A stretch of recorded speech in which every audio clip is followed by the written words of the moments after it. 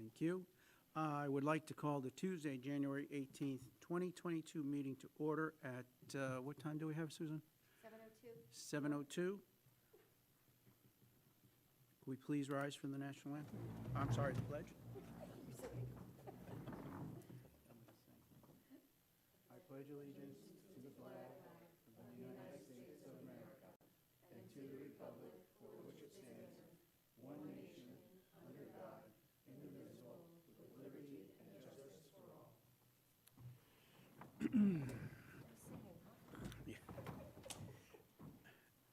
Ronette, would you be kind enough to read the mission statement, please?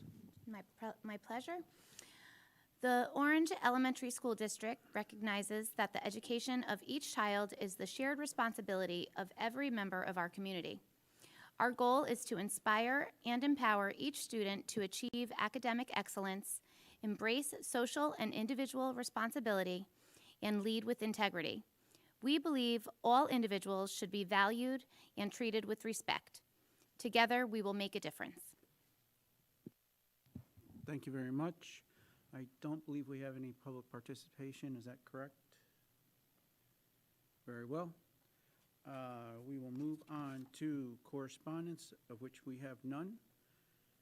Consent agenda. I will be looking for a motion to accept the item under the consent agenda. The item is the minutes from the December 20th, 2021 Board of Education meeting. Do I have a motion to accept the minutes? Betty, second. Susan? Any discussion? All in favor? Opposed? Abstain? Very well. We will move on to the superintendent's report. Dr. Scarpetti? Good evening, Mr. Krell and the rest of the board members and everyone watching at home. Happy New Year to all of you. I'd like to begin with to send out a thanks to our custodial staff, our supervisor and director for prepping the schools in order to receive students and staff safely. I asked Mr. Ray to go into some details of how we prepared. Some of you may recall that many schools, when we returned back from the break, that some had to close or do a delay. Unfortunately, we didn't have to do that, but just want to extend a thanks to the custodial staff. And as I said, Mr. Ray will go into a few details of what we did to prepare, knowing that the ventilation and the system that we've invested in prior to the second year that we're dealing with COVID, how much of an impact that this has for our staff and students coming into school. In addition, quickly upon our return, we were actually faced with an inclement weather issue. Again, our thanks to our custodial staff and maintenance who helped and prepared so we were ready the next day. Special thanks goes out to the Orange Highway Department, Donnie Foyer, and the highway crew who continually provide any resources they possibly can, which includes assisting us today and even just recently.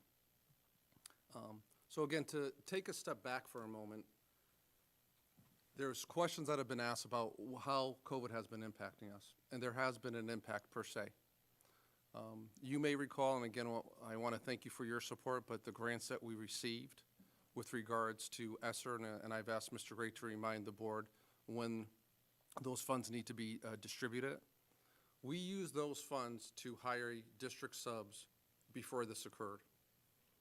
It's no surprise that during these months that we have had increased COVID cases, maybe a little bit more than we were projecting, but we wanted to be prepared.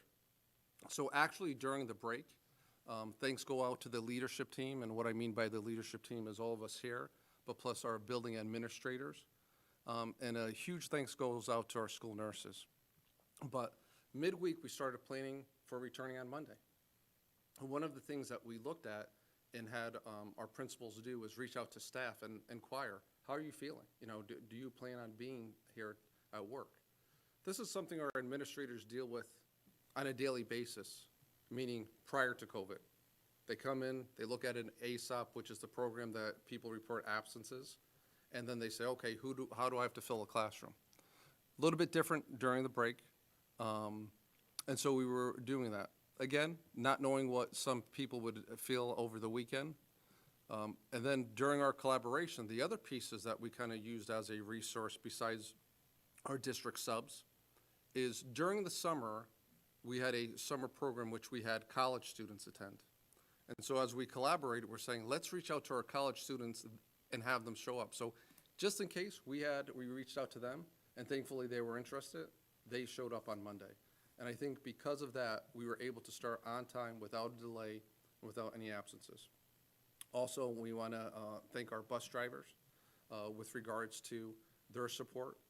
You may have heard of other districts that their bus situation, they had to, since there was no busing, that they would have to close school down. So we are constantly planning, not saying that we will be faced with a situation where staff that are sick, that we would have to maybe close a school down. But looking at the COVID cases that are occurring in any emails that I've sent to you, we are seeing a decline in COVID cases. So fingers crossed, we're hoping that's going to continue and a new variant won't pop up in order for us to keep our schools open, because we know how important in-person learning is, not only for education, but for our social emotional learning for our students. In addition to that, you may have heard the distribution of masks that occurred and the home kits. So phase one occurred, and N95 masks were given, and 960 masks were distributed to each of our schools. In addition to that, a home kit called iHealth, which is typically used for students, 120 were given to each of our schools. FlowFlex is also a take-home COVID test, and that's for our adults, and 48 were given. When are those used? Those are used if there's been a close contact in the school, in addition to if you're feeling symptomatic. These are not for anyone outside of our school system, it's just for our staff and students in our school. And most recently, phase two was carried out. Mr. Gray picked up the second batch, and those were 900 of iHealth and an additional 1,000 masks, which are the N95.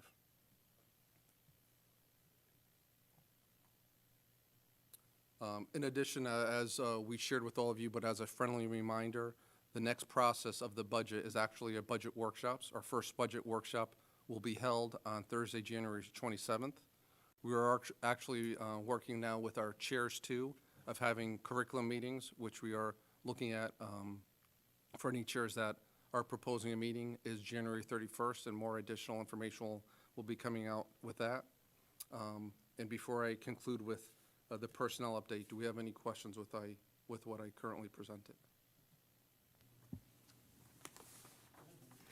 I just want to say thank you, Dr. Scarpetti, for always taking a proactive stance and being prepared for whatever may come to help our students be safe and our staff come to work. It's a group effort, Mrs. Hallock. It does start with all of you. You know, the important piece of the board in supporting this, and you know, I think we're thinking about staff right now of an impact. You know, something we shared in the past, which is worthwhile to mention. And you know, some of these slogans, even I'm getting tired of it, you know, the new normal, or, you know, these things that have been embedded in our vernacular now, is the supply chain. And just another piece, those are the things that we've stayed ahead. I know Mr. Kapp was very integral about coming to me and then speaking with Matt Allering about ordering Chromebooks. Remember, we were a 1-to-1 district only with specific grades, and 2-to-1 with grades pre-K to grade 2. If we didn't order when we ordered, we would be in trouble. So to your point, I appreciate the compliments, Hal, but it is a group effort, and I want to thank all of you, all the teachers at home and staff, and the parents and everyone here. It's in our principals and nurses, but it's been challenging.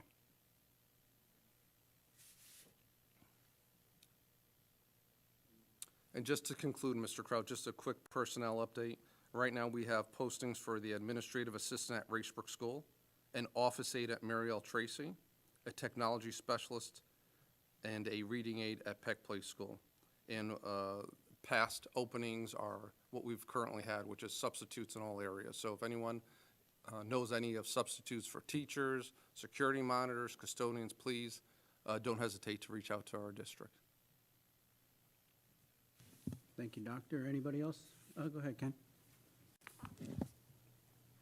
Just listening to the teachers talking, not our teachers, but the teachers around the state, complaining about the lack of protective equipment, the poor air quality, the decisions that have been made by their administration. Some districts are no longer doing contact tracing. I don't understand that at all. I'm very proud to be associated with this Board of Ed. Thank you, Mr. Ziman. Anywhere else for Dr. Scarpetti? I just want to piggyback real quick on this.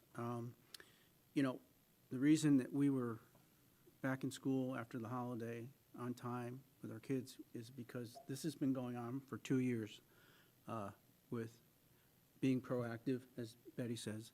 And I'm amazed at the hard work that goes on from Dr. Scarpetti on down.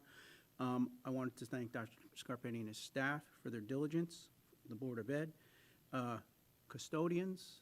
The custodian staff keeps the schools clean. The cafeteria staff, they make sure things are clean. Mrs. Martino and the teachers who support what we're trying to do, and that's to keep the kids in school. And I'm extremely proud of our ability to plan ahead, and hopefully keeps working this way.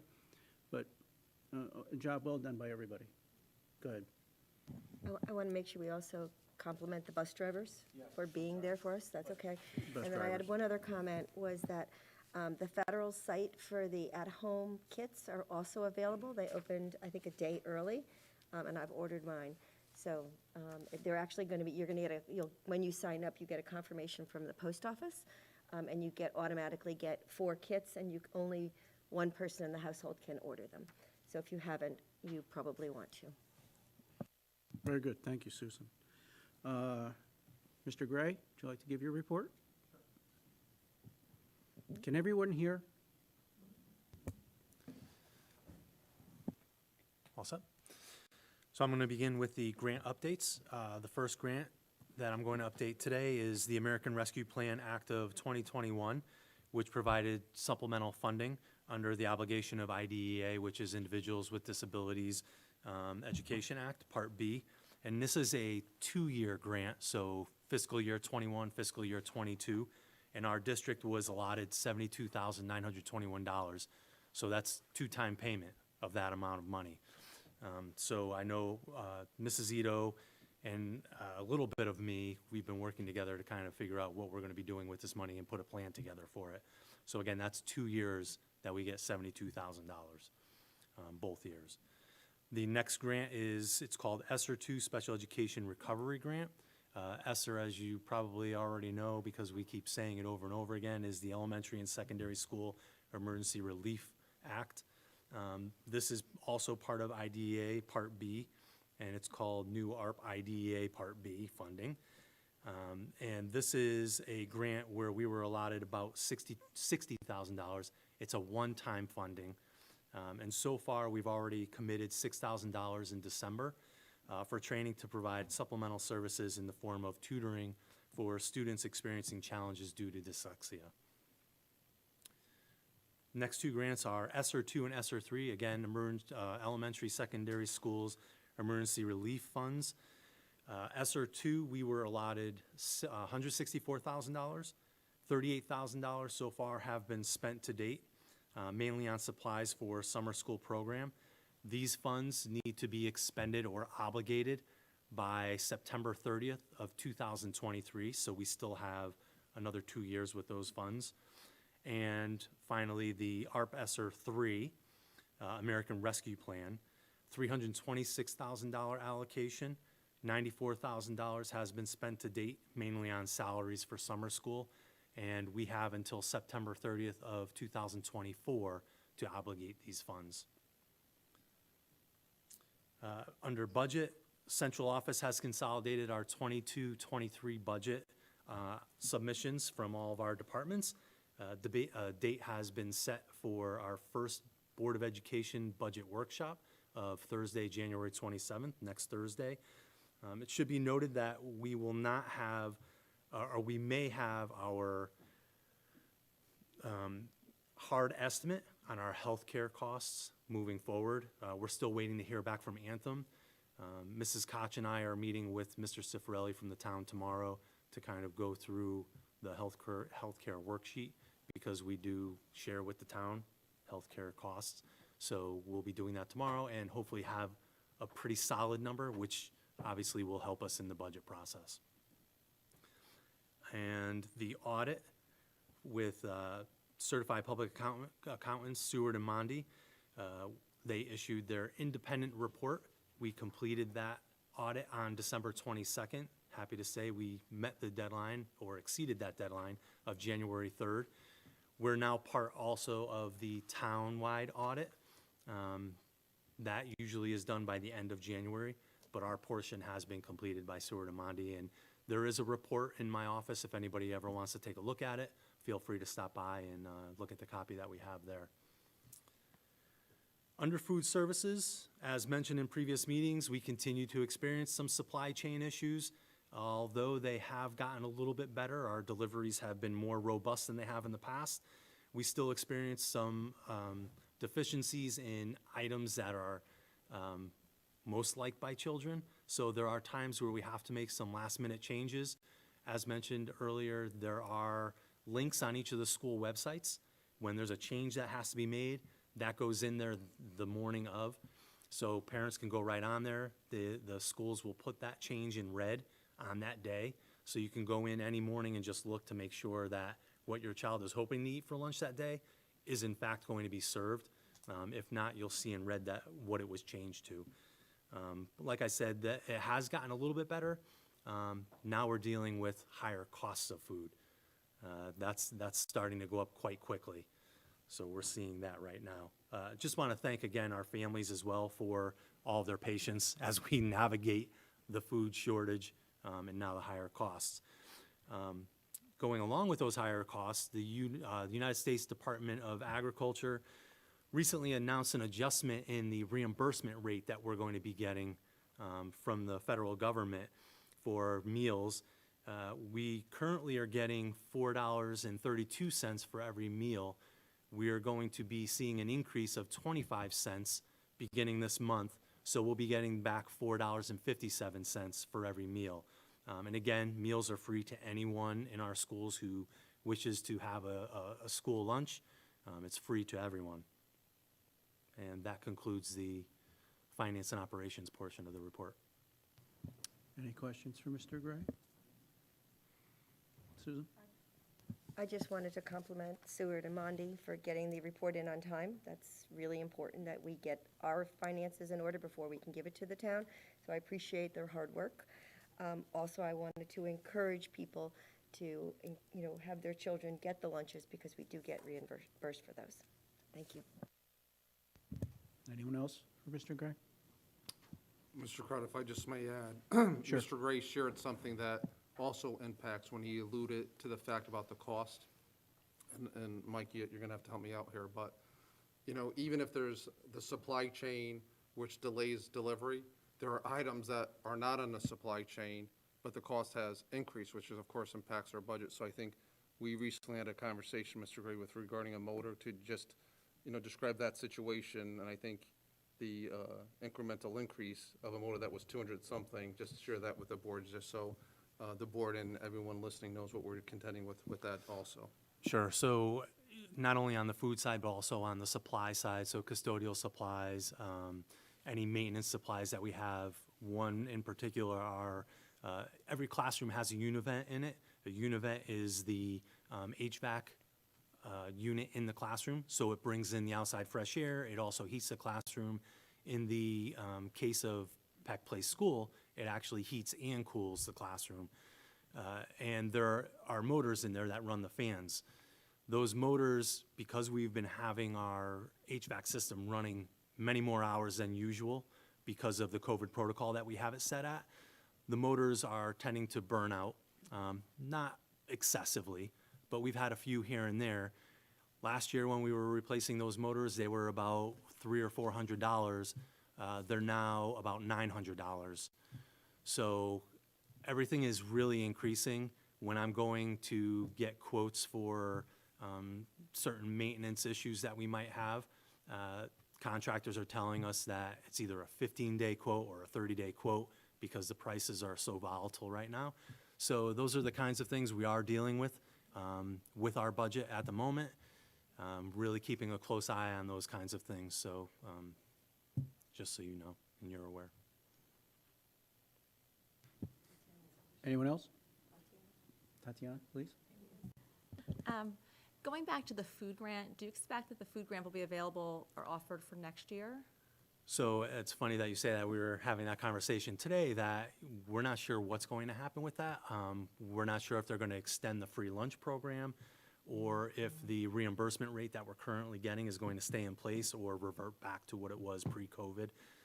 So that's kind of up in the air right now, hoping that it stays pretty close to what we're at now. It's very helpful to be reimbursed that amount of money, especially with costs going up the way they are. Who knows if those costs will ever come back down. Anyone? Very well. Mr. Gray, you want to move on to your next report? Sure. Facilities report. The capital planning process, the annual process for developing and submitting our 5-year plan of short-term projects for the schools has already taken place. The Board of Education plan was submitted to Mr. Okenquist back in November or December. The committee has been meeting through December and January. We had our final meeting back last week, January 6th, I believe it was, the week before. At that meeting, the ad hoc committee took all of the department's items that they presented, and we prioritized them for the town. The next step is now to have that list presented to the Board of Finance, which I believe is happening this Thursday, if I'm correct. Just as a reminder, what we have put in as a Board of Education was the replacement of rooftop units at Mary L. Tracy. So right outside this window, we have several rooftop units that supply the HVAC for the main office area, the cafeteria, and the tech room for Mary L. Tracy. Also, the board office here where we're meeting and down below. They were all put in back in the 1980s, so they're well past their life expectancy. Flooring repairs at Racebrook School 6th grade wing. This is a wing that was added on to the building back in 2007, I believe it opened. And it actually is a modular building, so it wasn't meant as a permanent type building. And the floors are in rough shape. It's VCT tile, and they're just popping up off the floor, so we're having to replace them over and over again.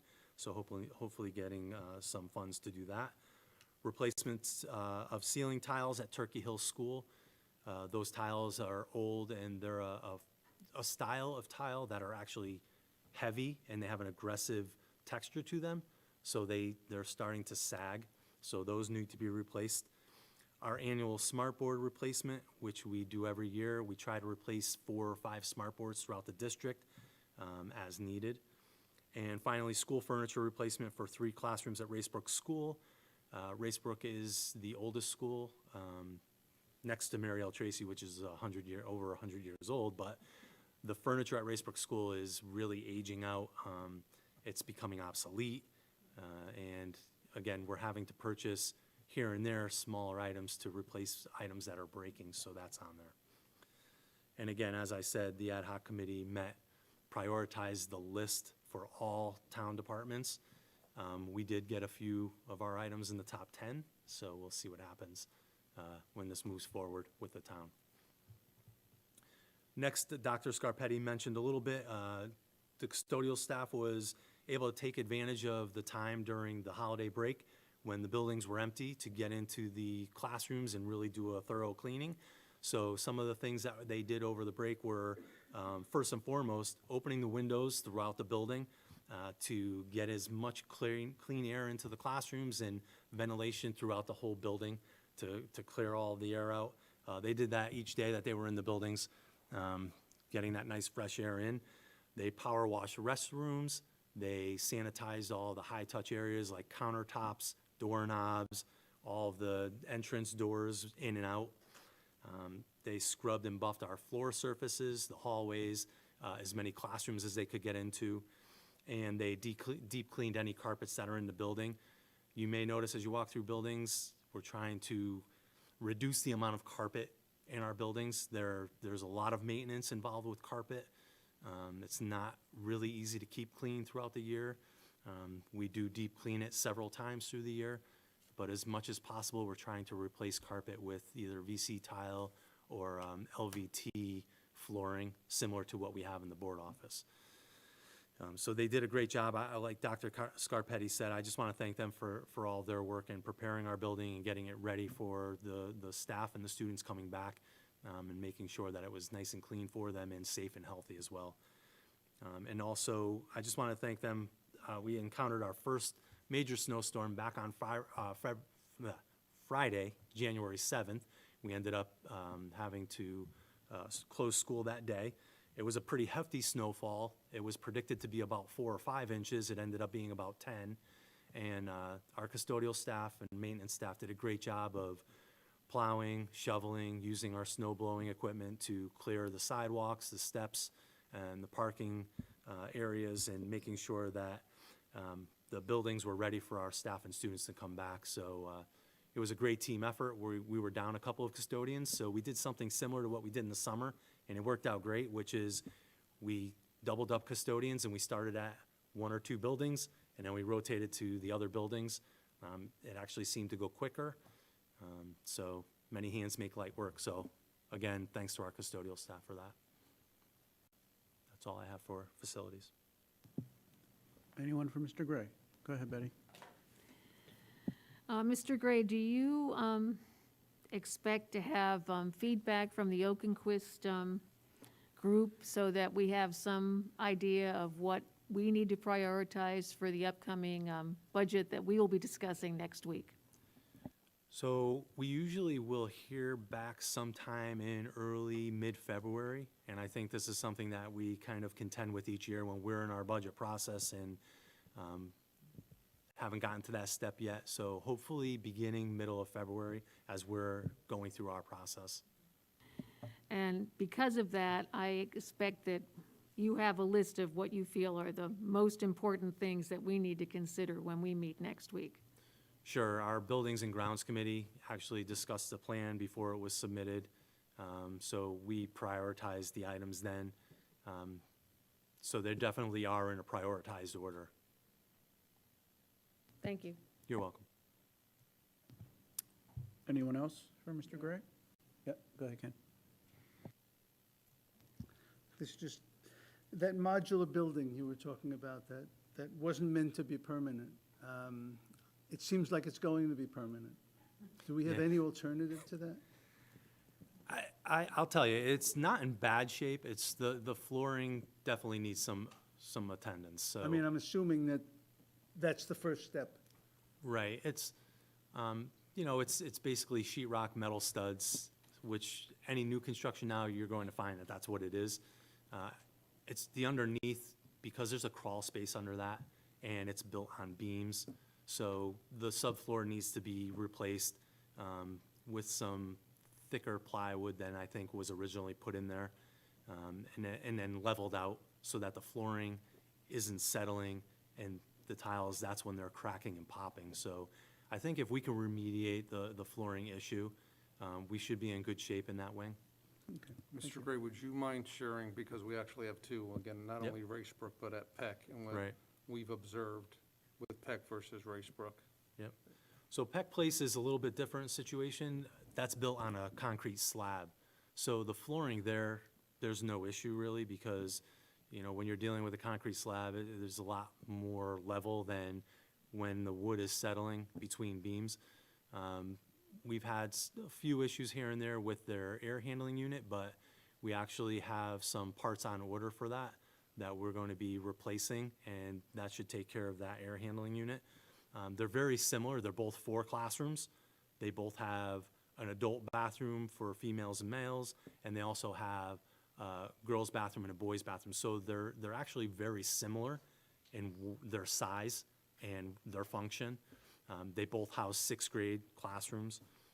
It's just that the Racebrook, the way it was built on top of beams with a crawl space underneath, obviously there's more settling than in the Peck Place. Yep.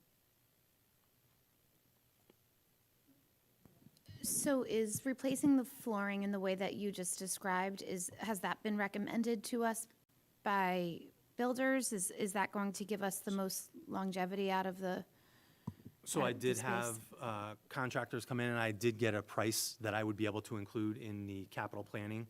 So that has gone to the capital planning ad hoc committee with the cost of what it would be about. Right now, it would be about $65,000. But as I mentioned before, prices are very volatile, so $65,000 today could be a quite different story in 30 days from now.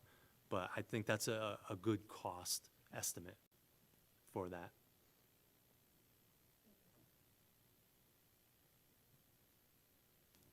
Mr. Gray, is there a vapor barrier in that crawl space? So there is insulation underneath, and In the joists of the floor? yes. But is there anything on So the you ground can't underneath? see a vapor barrier on the bottom of the insulation, so I don't know if there's one above the insulation. You can't see up in there. We haven't removed any insulation to look.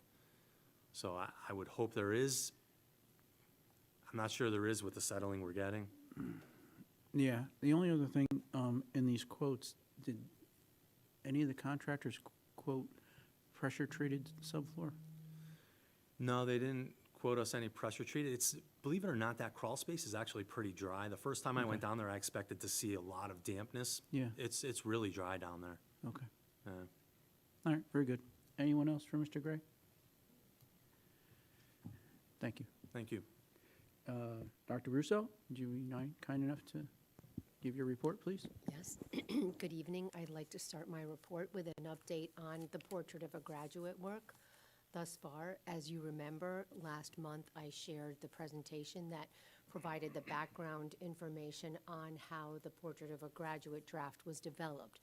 We did have some scheduling challenges, but finally, last Wednesday, the teachers were able to engage in the presentation, then meet in assigned groups to discuss in a group each of the attributes and the descriptors that align to the attributes, and provide some feedback on a survey, which we shared with Amity. And I have to say, we all looked at the teachers' responses, and they were very thoughtful and intentional, and they really had some good feedback to provide to Amity on the attributes and the descriptors and what they were picturing and imagining for each of these at the different grade levels. As we shared also, and as principals shared in their school updates, there will be 3 sessions or 3 opportunities for parents to provide their feedback on this draft. Those are scheduled for January 19th at the Amity School Bethany, January 20th, Amity Middle School Orange Media Center, and then January 25th at the Amity Regional High School.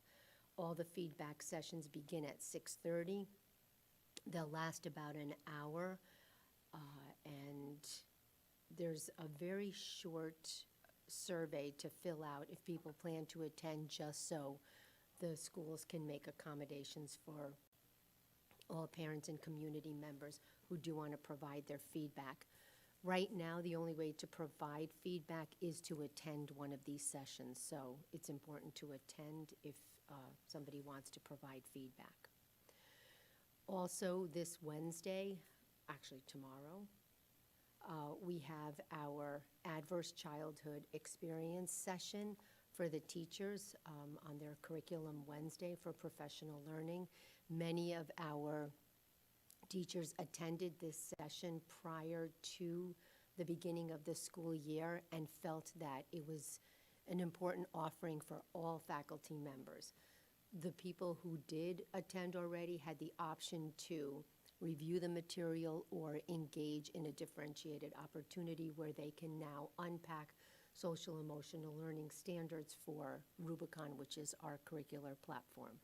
So we've differentiated that for our teachers. The work tomorrow is the foundation work for the sessions that we plan to have in March.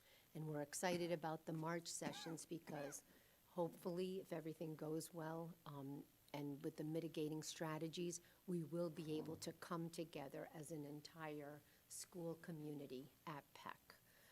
And that work will focus on school climate, which is, once again, that foundational work for social emotional learning. Basically, building relationships and then figuring out what to do when those relationships sometimes are compromised and you need to resolve conflict, and repairing those relationships through some restorative practices. I'm excited to share that we have also created a draft of all of the summer learning courses, or a first draft. We've shared it with our leadership team, with the principals. They've provided feedback.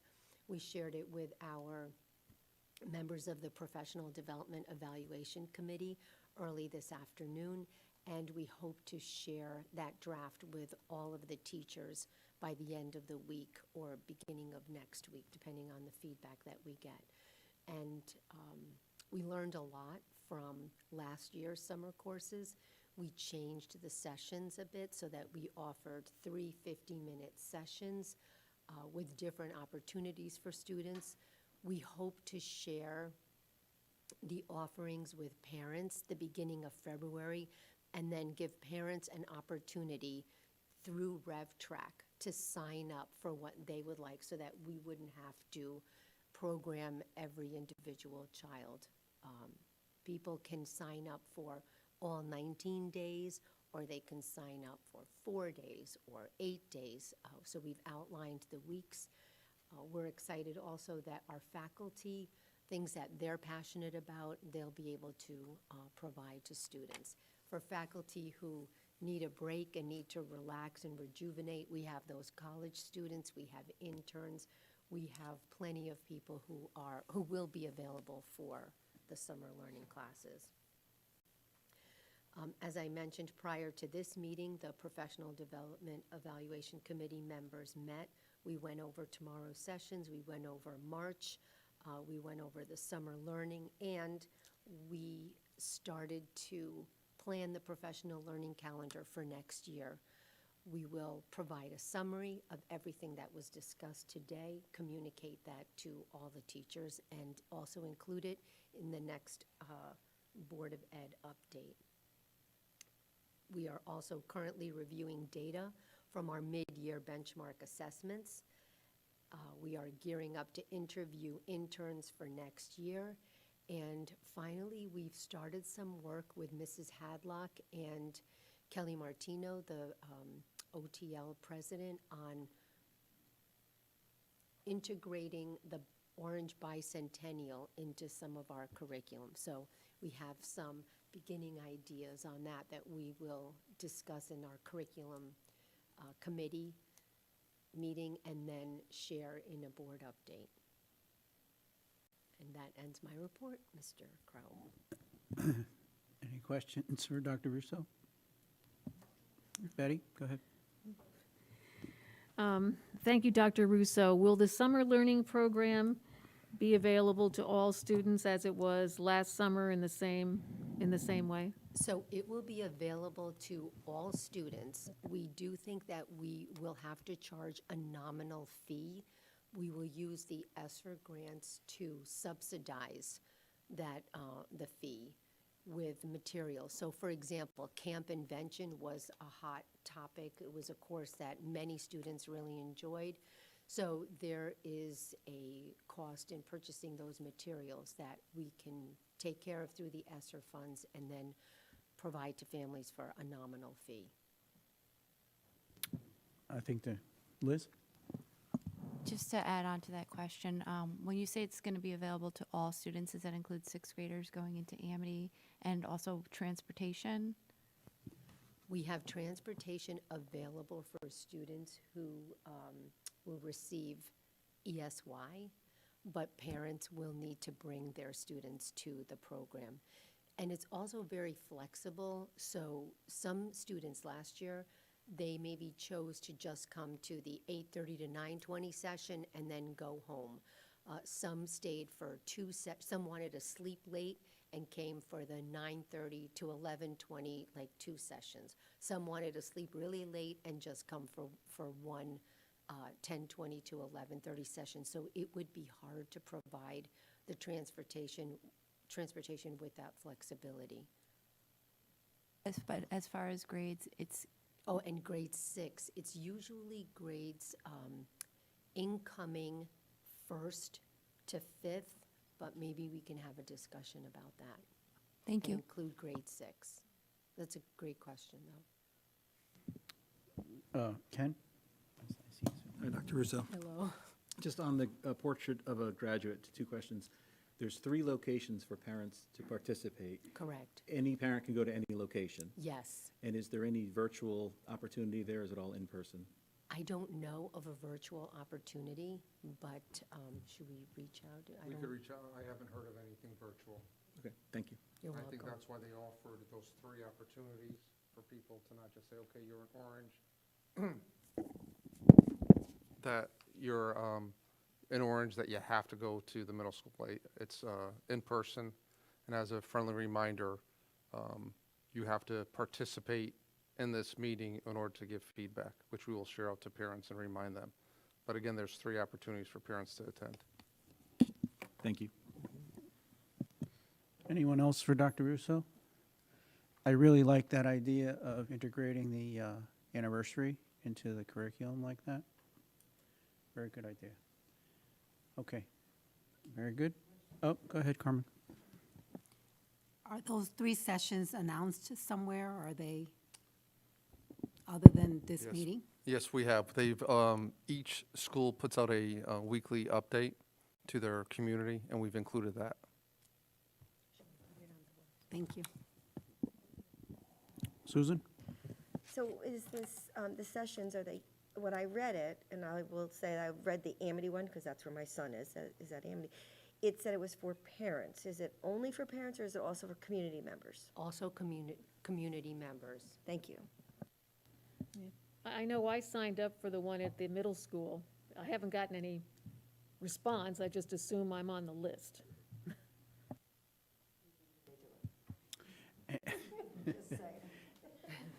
Anyone else for Dr. Russo? Very well. Thank you, Doctor. My pleasure. Mrs. Ito? Good evening. As a follow-up to our last board meeting regarding the book club, I'm happy to report that we had an incredible response from the community to read and discuss the book, How to Talk to Kids So They'll Listen, and Listen So Kids Will Talk. Due to the enrollment cap and the high degree of interest, the registration actually had to close out earlier than expected, but we had responses from 106 individuals before we closed that out. Most participants are engaging in the book talk or have expressed interest in doing so, while a few are interested in reading the book without participating in the discussion. Interested parties will be directly contacted through our school social worker, Diane Downey, and the books, I'm happy to say, just arrived. Dr. Russo and I have our copies ready to begin reading, and they will be sent home through the students of the participants. Many of our staff members have begun the CT quality, IEP quality training sessions, which is offered by the state of Connecticut and is geared towards training all educators involved in planning and placement teams around individual education development based on the new CT, the new IEP CT SEDS. As you may recall, that system is the Connecticut Special Education Data System, and it will be implemented in July of 2022. However, this training should not be confused with the necessary and very explicit training that will be required for using the CT SED platform. That training does not even commence until the summer of 2022. Finally, we are continuing to accept names for the blind lottery for the 2022-23 preschool program at Mary L. Tracy. This program is an integrated special education, general education program. Students who are eligible for an individual education plan are provided services during this program, while typical peers are provided as role models and also get to benefit from our high-quality preschool program.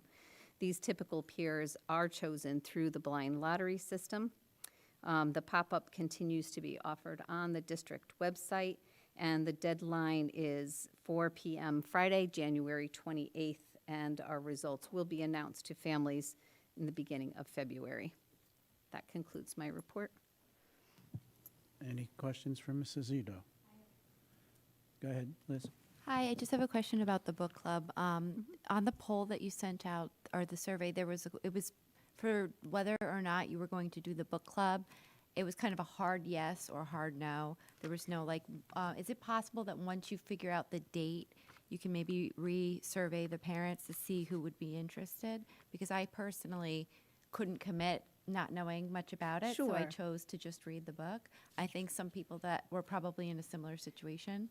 Yeah, I think in the beginning, there was sort of a description that did say that it would be, the arrangements for when the book club would actually take place would have to happen in collaboration between Diane and the participants. So to your point, you're right, how do you know? And so when Diane reaches out to the family, she has their email addresses as well as cell phone numbers.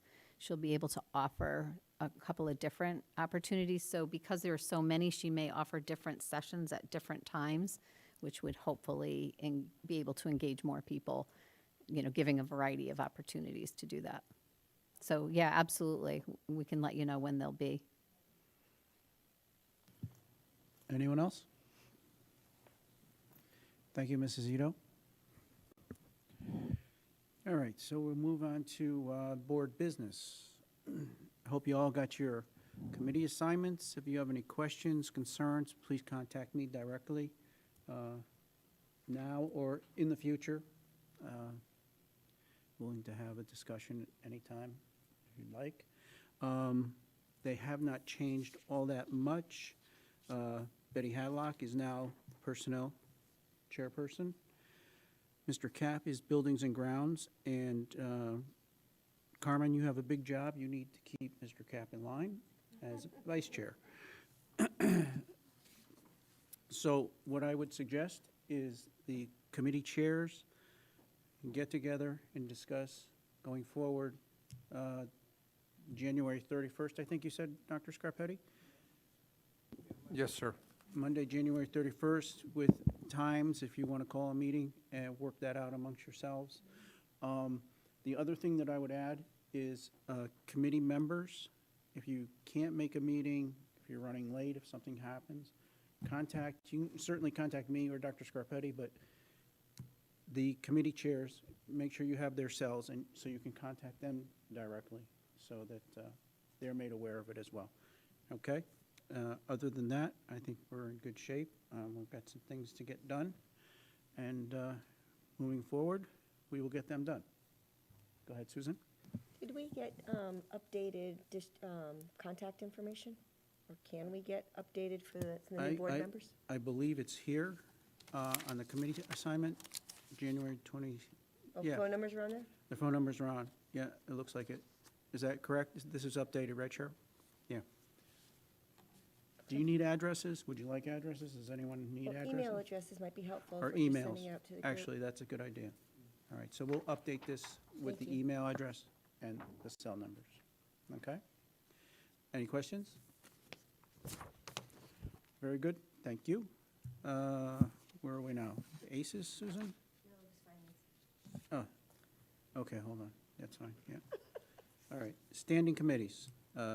Ms. Riccio. So the Finance Subcommittee met prior to this meeting.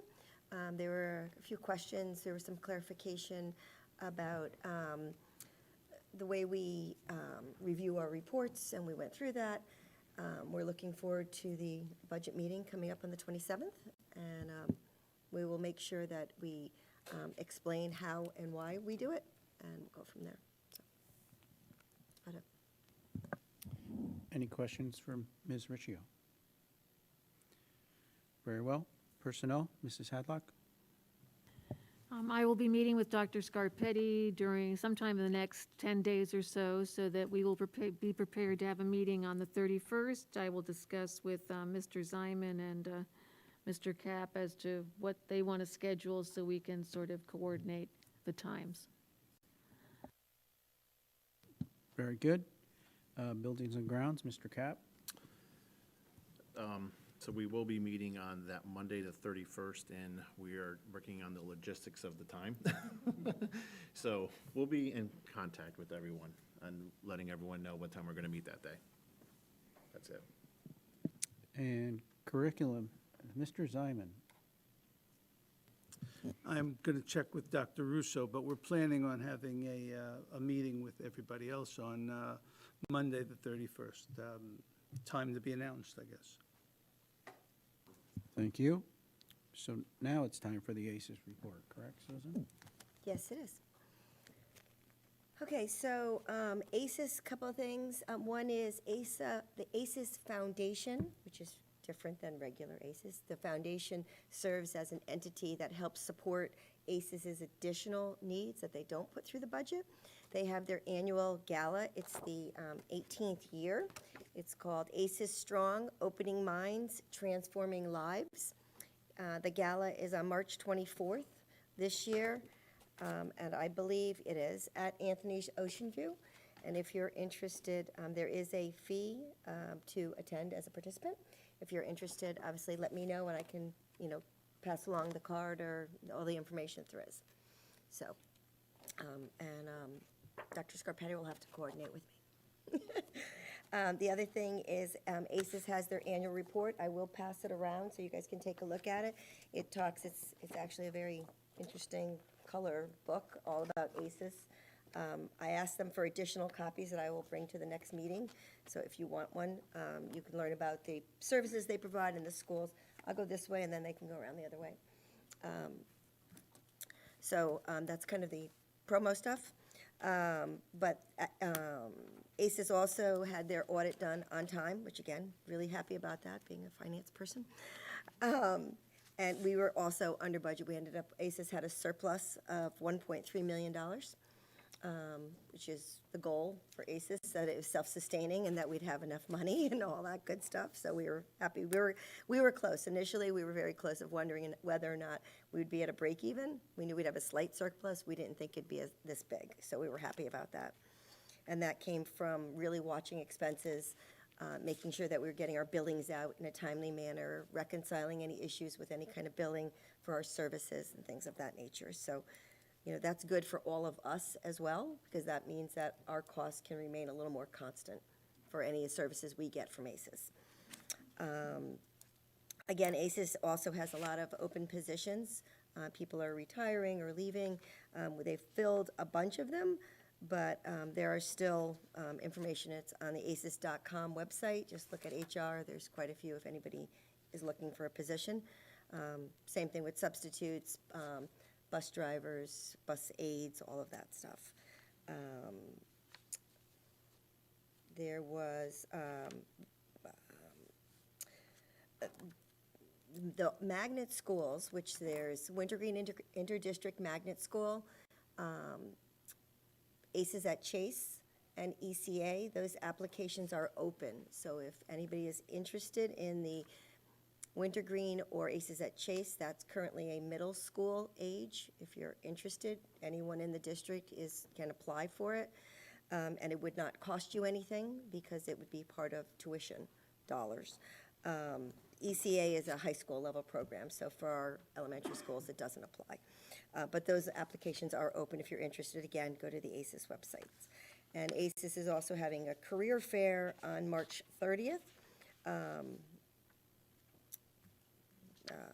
And so just wanted to mention that. I think that's about it. Any questions for Ms. Riccio? Go ahead, Betty, please. I guess this question is for Susan as well as for Dr. Scarpetti. Is the information about ACES availability and opportunities, is that on the Orange Elementary School website so that parents know that those sorts of things are available to their students? I'll just say I'm happy to provide them. I don't know that I've ever provided them to the district to put on. And that's what I was going to share. Would be more than happy to share that. Well, I'm just thinking it's an opportunity that parents would probably not be aware of without it being on our website. Thank you. That's helpful. No, it's a very good suggestion, I think. Anyone else for Ms. Riccio? Go ahead, Carmen. I just wanted to say thank you for those cards that you passed out last time. They were just awesome, and folks that received them were just amazed at the drawings and also the publication of them. So thank you. You're welcome. Thank you. Anyone else? Very well. Before we adjourn, just want to bring something to your attention, especially the new members. We are going into our budget season. We have the 27th, I think is the date for our first meeting. There will be food served at the meeting. Typically, they're 2 to 3 hours long, if not longer. We have in the past, if we decide, and we probably will, that we need an additional meeting, maybe even the third, we have utilized the slot for the February meeting, regular board meeting, if the agenda is extremely light, and substitute that out for an additional budget meeting. So in the past, and correct me if I'm wrong, Dr. Scarpetti, we've pretty much done that, just the discussion between Susan, myself, and Mr. Cap, and you, and then just notified, we don't change anything other than it goes from a regular meeting to a budget workshop. So if that's all right with the board, we'd like to, have that flexibility, because it just saves us another night out, especially if we have a very light agenda. Everyone agree with that? If you have any questions about the budget process, certainly contact Susan or Dr. Scarpetti or myself in the meantime, and Mr. Gray, that's for sure. All right, so I'm looking for a motion to adjourn this evening's meeting. Susan, Ken, any discussion on this? All in favor? Opposed? Abstain? Very well. We are adjourned at 7:59. Thank you very much.